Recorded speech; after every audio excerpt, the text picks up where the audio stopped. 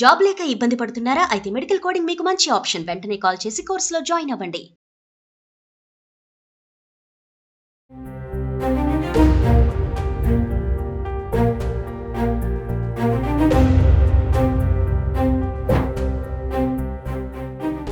Monsoon season.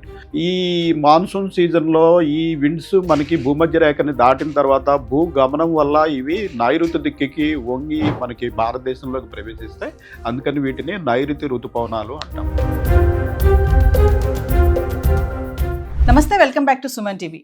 భూమిపైన అత్యంత శక్తివంతమైన ఎల్నినో ఏర్పడవచ్చని సైంటిస్టులు చెప్తున్నారు. మరి ఈ ఎల్నినో సూపర్ ఎల్నినోగా కూడా మారే ఛాన్సెస్ కూడా ఉన్నాయంటే దీని ప్రభావం వాతావరణ పరిస్థితులపైన కూడా చాలానే ఉంటుందని చెప్తున్నారు. కొన్ని వార్తల్లో మనం చూస్తున్నాము. మరి నేను ప్రెసెంట్ అయితే హైదరాబాద్ వాతావరణ శాఖ అధికారి శ్రీనివాసరావు గారి దగ్గర అయితే ఉన్నాను. అసలు ఈ ఎల్నినో ఏంటి, దీన్ని మారితే కనుక దీని ప్రభావం ఎలా ఉంటుంది, వీటన్నిటిపైన కూడా మనం మాట్లాడదాం. నమస్తే సార్. సార్, మరి ఎల్నినో అంటున్నారు, అసలు మరి ఇది కనుక ఏర్పడితే మరి వాతావరణం పైన మరి వచ్చేది వర్షాకాలం కాబట్టి ఎలాంటి పరిస్థితులు ఉంటాయి ఏంటి? ఒకసారి ఎల్నినో అంటే ఏంటి, దీని సూపర్ ఎల్నినో కూడా మారుతుందని చెప్తున్నారు కదా, ఒకసారి ఎక్స్ప్లెయిన్ చేయండి సార్. మనకి ఇండియన్ సమ్మర్ మాన్సూన్ అంటే మనకి సమ్మర్‌లో ఈ మార్చ్, ఏప్రిల్, మే నెలల్లో వచ్చిన ఇంటెన్స్ హీటింగ్ వల్ల మనకి నార్త్ ఇండియా అలాగే దాని పరిసర ప్రాంతాలు పాకిస్తాన్, ఆఫ్ఘనిస్తాన్ ఈ ప్రాంతం అంతా బాగా వేడిమి వల్ల ఇంటెన్స్ హీట్‌లో అనేది ఏర్పడుతుంది ఈ ఏరియాలో. ఇంటెన్స్ హీట్లో ఏర్పడుతుంది. అదే సమయంలో మనకి సదరన్ హెమిస్ఫియర్లో వింటర్ హెమిస్ఫియర్ అంటే అక్కడ శీతాకాలం. ఈ శీతాకాలంలో అయినందువల్ల సదరన్ హెమిస్ఫియర్లో మనకి భూమధ్య రేఖకి దిగువన మడగాస్కర్ ఐలాండ్ సమీపంలో మనకి ఇంటెన్స్ హై ప్రెషర్ ఉంటుంది.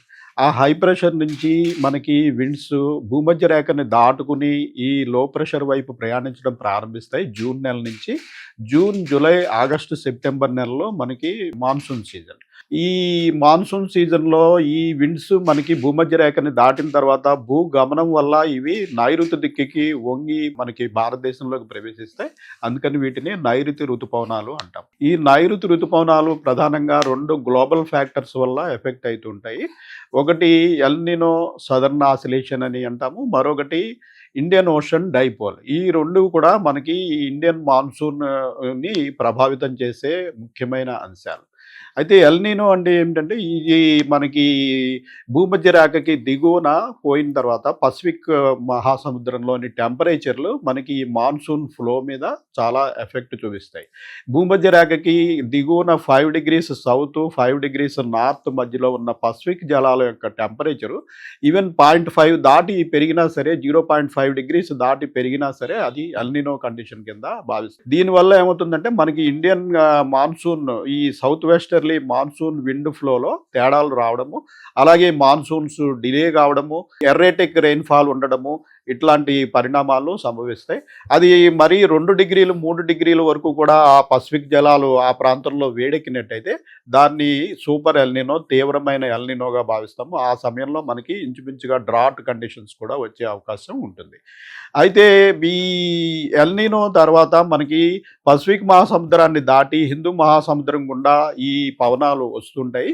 హిందూ మహాసముద్రంలో కూడా మనకి ఐఓడి అనే కండిషన్ ఉంటుంది. ఈ ఐఓడి కండిషన్లో ఏంటంటే మనకి హిందూ మహాసముద్రంలో మనకి పశ్చిమాన వేడి వాటర్స్ ఉండి తూర్పులో కనుక చల్లటి జలాలు ఉన్నట్టయితే ఇది మనకి పాజిటివ్ ఐఓడి కండిషన్. అట్లా కాకుండా మనకి పశ్చిమ తీరంలో చల్లటి జలాలుండి తూర్పు తీరంలో కనుక వేడి జలాలు ఉన్నట్టయితే ఇది నెగిటివ్ ఐఓడి కండిషన్. ఈ ఐఓడి కండిషన్ కూడా మనకి మాన్సూన్ని ప్రభావితం చేస్తుంది. ఒక్కొక్కప్పుడు మనకి ఎల్నినో ఉన్నప్పటికీ ఐఓడి కనుక పాజిటివ్గా ఉన్నట్టయితే కొంతవరకు ఎల్నినో ప్రభావాన్ని మనకి న్యూట్రలైజ్ చేసి ఇండియాలో రెయిన్ఫాల్ నార్మల్గా పడే అవకాశం ఉంది. ప్రస్తుత పరిస్థితి ఏంటంటే మనకి ఎల్నినో, ఐఓడి 2 కూడా న్యూట్రల్ కండిషన్లో ఉన్నాయి. ఇవి ప్రస్తుతం మనకి మే ఎండింగ్ నాటికి ఎల్నినో కండిషన్స్ రావచ్చు అన్న సూచనలు మనకి అందుతోంది. అయితే ఐఎండి దీని మీద పూర్తి విశ్లేషణ ఇంకా కంప్లీట్ కాలేదు. మరొక 15 రోజులు 3 వారాల్లో కరెక్ట్గా మనకి ఈ మాన్సూన్ టైంకి ఎల్నినో వస్తుందా, ఆ టైంలో ఐఓడి ఏమన్నా పాజిటివ్గా ఉంటుందా, నెగిటివ్గా ఉంటుందా, లేకపోతే ఐఓడి కూడా నెగిటివ్గా ఉంటుందా, ఓవరాల్గా మాన్సూన్ ఎలా ఉండబోతుంది అన్నది ఐఎండి విశ్లేషణ పూర్తి కావడానికి మరొక 2 నుంచి 3 వారాల్లో మనకి ఫైనల్ రిజల్ట్ రావడం జరుగుతుంది. సో అంటే ఈ ఏడాది వచ్చే వర్షాకాలం పైన దీని ప్రభావం బాగానే పడుతుందని చెప్తున్నారు. ఇన్ కేస్ కనుక ఎల్నినో ఏర్పడితే మరి ఏంటి?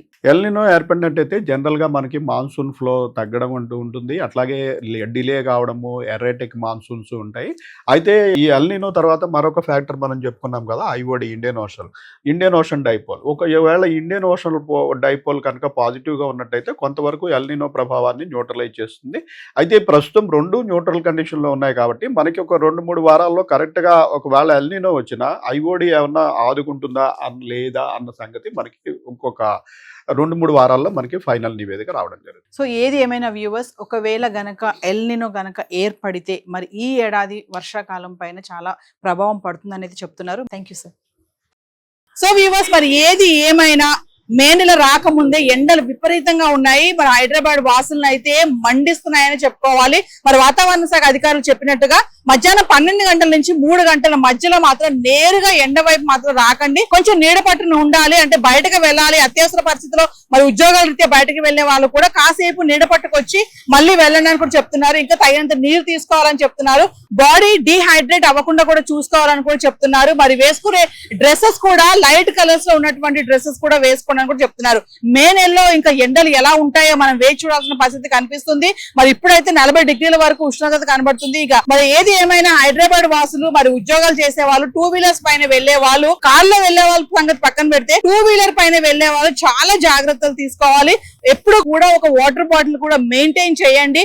బాడీ డీహైడ్రేట్ అవ్వకుండా కోకోనట్ వాటర్ గానీ, జ్యూసెస్ గానీ, ఇంకా వాటర్ కూడా తీసుకోవడం మంచిదని చెప్పేసి కూడా సలహాలు ఇవ్వడం జరుగుతుంది. కెమెరామ్యాన్ ప్రేమ సాగర్ తో నవీన, సుమన్ టీవీ.